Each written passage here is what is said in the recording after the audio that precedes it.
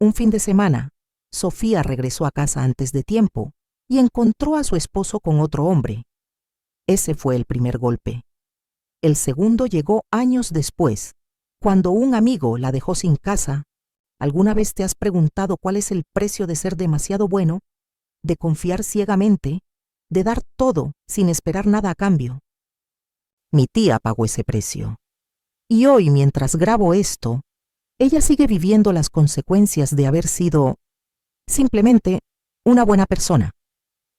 Te voy a contar 2 traiciones, 2 puñaladas que cualquiera de nosotros consideraría el peor momento de su vida. Pero ella las vivió ambas. Y lo que más duele es que ambas vinieron de personas en las que confiaba. La primera traición fue en su matrimonio, la segunda fue con su propia casa. Y lo que pasó después, lo que la familia hizo después, eso quizás sea lo más triste de todo. Pero antes de llegar a eso, necesitas conocerla. Necesitas entender quién es ella, porque solo así vas a comprender por qué esta historia es tan devastadora. Imagina a una mujer de 40 años. 40. Esa edad en la que muchas mujeres ya tienen hijos adolescentes, familias formadas, vidas establecidas, pero ella apenas estaba comenzando a soñar con ser madre. Porque antes de él hubo otro hombre. Años de relación, años esperando un hijo que nunca llegó. ¿Y sabes qué es lo peor? Las hermanas de ese hombre la señalaban. Es tu culpa, le decían. Eres tú la que no puede tener hijos. Esas palabras probablemente la atormentaron por años. Pero el tiempo tiene formas curiosas de revelar la verdad. Porque ese hombre eventualmente se casó con otra mujer y tuvo un hijo. Y ahí quedó claro, no era ella. Simplemente no era su momento, no era su destino con esa persona. Entonces ella terminó esa relación, y con 40 años, cuando muchos dirían que ya es tarde, cuando la sociedad te hace sentir que se te pasó el tren, ella conoció a alguien nuevo. Un hombre 10 años menor que ella. 30 años tenía él cuando se conocieron, y con él, finalmente, a los 40 años, mi tía tuvo a su primer hijo. 5 años después, a los 45, llegó el segundo. ¿Te imaginas? Ser madre primeriza a los 40. En esa época, eso era prácticamente inaudito. Pero ella estaba feliz. Finalmente tenía lo que tanto había soñado, una familia. Ahora, necesito que entiendas cómo era ella como persona, porque esto es importante para lo que viene después. Mi tía era de esas personas que, ¿cómo te explico? Era de las que nunca levantaban la voz, jamás. No importaba qué tan estresada estuviera, qué tan cansada llegara del trabajo. Nunca gritaba, nunca perdía los estribos. Era de las que iba a la iglesia cada domingo, y no porque alguien la obligara o por aparentar, no. La iglesia quedaba diagonal a su casa, y ella iba porque realmente encontraba paz ahí. Los fines de semana religiosamente iba a casa de mi abuela, su mamá, y no solo a visitarla, se quedaba a cuidarla, a darle sus medicinas, a cocinarle, a acompañarla en las noches, porque mi abuela ya era mayor y necesitaba ayuda. Era asistente de enfermería. Trabajó en eso por años, décadas, colocando vacunas, atendiendo pacientes en diferentes centros clínicos. ¿Y sabes qué dice mucho de una persona? Que nunca la despidieran, que trabajara en el mismo campo hasta jubilarse. Eso te dice que era responsable, puntual, dedicada. En toda mi familia nadie tiene algo malo que decir de ella. Nadie. Y eso ya te dice todo, porque en todas las familias siempre hay chismes, siempre hay roces. Pero con ella, nada. Solo una pregunta que todos nos hacemos. ¿Por qué le pasan cosas tan horribles a una persona tan buena? Déjame llevarte a un día normal en su vida, porque necesitas ver cómo era todo antes de que se derrumbara. Son las 6:30 de la mañana. La alarma suena. Mi tía se levanta, cansada, pero acostumbrada. Ha estado haciendo esto por años. Se viste con su uniforme de enfermera. Prepara el desayuno. Ayuda a sus 2 hijos a alistarse para la escuela. Ellos estudian cerca, así que no toma mucho tiempo. Pero aún así, ella se asegura de que salgan bien desayunados, con sus mochilas listas. A las 7 de la mañana está entrando al ambulatorio donde trabaja. Camina. A veces toma el bus, pero nunca tuvo carro. Nunca pudo darse ese lujo aunque trabajó toda su vida. Y aquí viene algo importante, algo que en ese momento parecía normal, incluso conveniente. Ella regresaba a las 2 de la tarde, y cuando abría la puerta de su casa, la casa estaba impecable, el almuerzo listo, la ropa lavada y planchada. Los niños ya habían comido, ya habían hecho la tarea. Suena como un sueño, ¿verdad? Llegar cansada del trabajo y encontrar todo hecho. No tener que preocuparte por nada. Pero aquí está la realidad que nadie quiere ver. La realidad que se escondía detrás de esa perfección. Ese hombre, su esposo, el padre de sus hijos, no trabajaba. Bueno, déjame ser más preciso.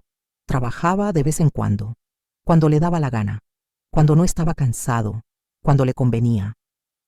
Pero por más de 10 años fue ella quien sostuvo esa casa. Ella, con su salario de asistente de enfermería. Ella pagaba la comida. Ella pagaba los servicios. Ella pagaba la escuela de los niños. Y las cosas grandes, las remodelaciones, cuando había que hacer un cuarto extra, cuando había que arreglar algo importante, ella, siempre ella. Y él se encargaba de la casa. Y sí, eso es trabajo, no lo voy a negar, pero había algo más, algo que mi tía no veía o no quería ver. Él controlaba todo el dinero de ella. Escúchame bien, mi tía trabajaba, ganaba su propio dinero, pero era él quien decidía en qué se gastaba. Él hacía el mercado. Él tenía todas las tarjetas del banco. Él sabía cuánto le pagaban, cuánto le daban de aguinaldo, cuánto le daban de vacaciones. Ella ni siquiera sabía cuánto ganaba su propio sueldo. ¿Te das cuenta? Trabajaba todos los días y ni siquiera sabía cuánto dinero entraba a su cuenta. Y la casa. Déjame describírtela porque esto es importante. Era una casa sencilla pero digna. 3 cuartos, sala y comedor juntos, un baño, una cocina. En el frente tenía rejas, pero no toda cubierta, un porche sin rejas. Del lado derecho estaban los cuartos, del izquierdo la sala, el comedor, el baño y al final la cocina. Había un corredor con rejas, todo cubierto, techo de zinc, un garaje largo con muchas plantas. Toda la propiedad estaba cercada con pared de bloque, menos el frente. Era su pequeño mundo, su refugio, el lugar donde crió a sus hijos. Y esa casa que ella pagó con su trabajo, con su sudor, eventualmente sería el escenario de su segunda traición, pero eso viene después. Ok, llegamos a la parte difícil, la parte que aún me cuesta contar. Pero antes de contarte qué pasó ese sábado, necesito hablarte de las señales. Las señales que todos vieron menos ella. Había cosas extrañas, cosas que en retrospectiva tienen todo el sentido del mundo, pero que en ese momento nadie quería decir en voz alta. Él hacía ciertos gestos, movimientos con las manos que, digamos que no eran típicos, y en esa época, hace 30 años, que un hombre se quedara en casa haciendo todos los oficios del hogar era rarísimo. La mayoría eran machistas. La mujer no trabajaba, solo el hombre. Algunos en la familia decían haberlo visto con otros hombres, pero nadie le decía nada a ella. Nadie. Porque ¿quién quiere ser el que le rompe el corazón a alguien así? ¿Quién quiere ser el mensajero de esa noticia? Entonces todos guardaban silencio, y ella seguía su rutina perfecta de todos los fines de semana. Cada viernes después del trabajo, ella se preparaba. Cada sábado en la mañana, tomaba a sus 2 hijos y se iban juntos a casa de mi abuela. Allá pasaban todo el fin de semana. Ella cuidaba a su mamá, cocinaba, limpiaba, ayudaba. Se quedaban a dormir, regresaban los domingos a su casa. Era una rutina de años, todos los fines de semana. Él lo sabía. Sabía que ella no estaría en casa todo el fin de semana. Ahora, ¿qué crees que hacía él mientras ella no estaba? Exacto. Era un sábado que empezó como todos los demás. Mi tía se levantó temprano, preparó a los niños, salieron juntos hacia casa de mi abuela, llegaron a la parada del transporte y esperaron. El transporte nunca llegó. Y el que conoce cómo es el transporte público sabe que esto pasa. Pero cuando llevas horas esperando con 2 niños pequeños, llega un punto donde simplemente no tiene sentido seguir esperando. Así que tomó una decisión. Se devolvieron a casa. Eran como las 2 de la tarde cuando llegó a su casa. Abrió la puerta del frente. Luego las 2 puertas de la sala. Y entonces escuchó ruidos que venían de su cuarto. El aire acondicionado estaba encendido. Por eso él no la escuchó entrar. Estaba tan concentrado en lo que estaba haciendo que no escuchó la puerta. Cuando ella abrió la puerta de su cuarto, encontró a su esposo con el hombre por el que dejó su vida anterior, el padre de sus 2 hijos, el hombre a quien sostuvo económicamente por más de 10 años, el hombre que dormía en su cama cada noche. La estaba traicionando en su propia casa, en su propia cama. No hubo gritos, porque mi tía nunca gritaba. Incluso en el peor momento de su vida se mantuvo compuesta. Solo le dijo que se fuera, algo como «vete de mi casa, mal agradecido», palabras simples, pero cargadas de años de trabajo, de sacrificio, de confianza rota. Y él se fue. Pero aquí viene algo que mucha gente no entiende, algo que yo tampoco entendía hasta que fui mayor. ¿Sabes qué es lo que más duele de una traición así? No es solo el engaño, no es solo la mentira. Es darte cuenta de que todo fue una mentira. Cada momento, cada te amo, cada plan a futuro, todo. Es darte cuenta de que mientras tú trabajabas hasta el cansancio para sostener esa familia, él estaba viviendo una doble vida. Es darte cuenta de que nunca te amó de la forma en que tú lo amaste a él. Y lo peor de todo, lo peor, es que ahora todos lo saben.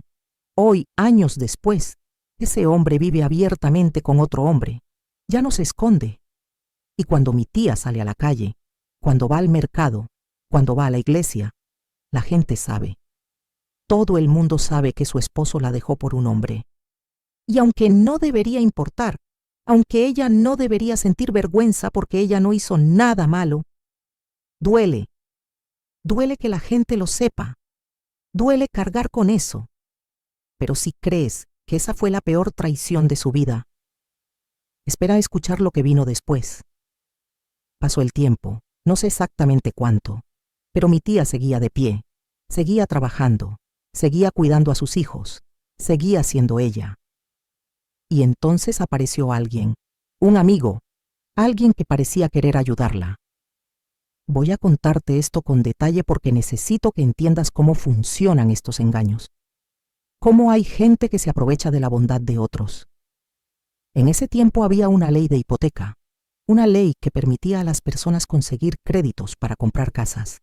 Pero había un problema. La mayoría de las personas que vendían casas no aceptaban ese tipo de crédito. Querían dinero en efectivo. Entonces este señor tuvo una idea que en papel sonaba como un favor, pero que en realidad era una estafa perfectamente diseñada. Él le dijo a mi tía, «Mira, yo necesito comprar una casa, pero para que me den el crédito hipotecario, necesito tener ya una casa que supuestamente voy a vender. Préstame tu casa. Pon en los papeles que me la estás vendiendo por el monto que da el banco.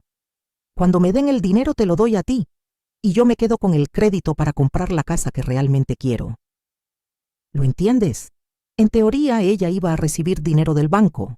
Él se quedaría con ese dinero de vuelta para su otra casa, y ella mantendría su propiedad. Era un favor. Solo era mover papeles. Excepto que no fue así. Cuando ella firmó esos papeles pensando que solo estaba ayudando a un amigo, realmente estaba vendiendo su casa. La casa pasó a nombre de él, legalmente, y aunque le dio el dinero del banco, ya no era su casa. Y un día, ese hombre tocó a su puerta. «Tienes que irte», le dijo, así sin más. «Esta casa es mía ahora. Si no te vas, llamo a la policía». Y como los documentos estaban a nombre de él, como todo estaba legal, ella no pudo hacer nada. Tuvo que salir de su propia casa, la casa que ella pagó, la casa donde crió a sus hijos, la casa que sostuvo con años de trabajo. Tuvo que irse. ¿Por qué confió? Quizás te estés preguntando por qué confió. ¿Por qué no consultó con un abogado? ¿Por qué no habló con alguien de la familia? Y esa es la pregunta que todos nos hicimos después, que toda la familia se hizo, pero la respuesta es simple y devastadora. Porque ella creía que todos eran tan buenos como ella, porque en su mente si alguien te pedía ayuda, tú ayudabas, así de simple, sin maldad, sin segundas intenciones. Pero no todos son así. Y hay gente que busca específicamente a personas como mi tía, personas buenas, confiadas, inocentes, porque saben que son blancos fáciles. Y lo peor es que después nos enteramos de que ese señor ya había hecho eso antes, ya le había robado casas a otras personas de la misma forma. Incluso alguien cercano a la familia había estado a punto de caer en el mismo engaño, pero lo detuvieron a tiempo. Pero a mi tía nadie la detuvo. Nadie le dijo, espera, no firmes eso sin consultar. Y ahora ella no tiene casa. Pero si piensas que la historia termina ahí, si piensas que después de perder su casa, la familia la apoyó, te equivocas. Porque mi tía, después de perderlo todo, tuvo que mudarse. ¿Y sabes dónde se mudó? A la casa de mi abuela, su mamá, la señora que ella cuidó durante años, la mujer a quien dedicó todos sus fines de semana. Mi abuela ya había fallecido para ese entonces, y quedó esa casa, y mi tía se mudó ahí con su hijo mayor. Y la familia empezó a hablar. Se quedó con la casa de la mamá, decían. Qué conveniente, murmuraban. Seguro por eso la cuidaba tanto, insinuaban. Como si todo lo que había hecho por años hubiera sido calculado, como si no la conocieran, como si no supieran que ella era incapaz de algo así, porque había otros hermanos que no tenían casa, y a los ojos de algunos, mi tía se había aprovechado. Nadie se detuvo a pensar que ella perdió su casa por ayudar a alguien. Nadie se detuvo a recordar que ella trabajó toda su vida y no tiene nada que mostrar por ello. Nadie quiso ver que ella fue víctima 2 veces. Hoy mi tía sigue viviendo en esa casa, la casa de mi abuela, con su hijo mayor que ya es adulto pero que nunca tuvo la oportunidad de heredar la casa de su madre, porque se la robaron. Su hija menor se casó y se fue a vivir a otro país con sus hijos. Construyó su vida lejos. Y tal vez eso sea lo mejor. Tal vez, lejos de todo esto, pueda ser feliz. Pero mi tía sigue ahí. Sigue siendo la misma persona buena. Sigue sin meterse en problemas. Sigue siendo amable con todos. Y sigue cargando con el peso de 2 traiciones y el juicio de una familia que debería haberla apoyado. ¿Sabes qué es lo que más me duele de esta historia? No es solo lo que le pasó, es que ella hizo todo bien. Trabajó duro toda su vida, nunca le hizo daño a nadie, cuidó de su familia, fue fiel, fue responsable, fue buena. Y aún así le pasó todo esto. Y sé lo que algunos están pensando. Fue ingenua, debió haber sido más astuta, debió desconfiar más. Pero ese es el mundo en el que queremos vivir. Un mundo donde ser bueno es ser tonto, donde confiar en alguien es ser ingenuo, donde ayudar a otros es ser un blanco fácil. Mi tía me enseñó algo importante. Me enseñó que puedes ser bueno y aún así el mundo puede ser cruel contigo. Que puedes dar todo y aún así perderlo todo. Pero también me enseñó que puedes sobrevivir a lo peor. Que puedes mantenerte de pie incluso cuando todo se derrumba, que la bondad no se pierde solo porque te lastimen, porque ella sigue siendo buena, después de todo lo que le pasó, sigue siendo la misma persona. Y si hay algo que quiero que te lleves de este video es esto: pide ayuda. Cuando algo te parezca demasiado bueno para ser verdad, habla con alguien.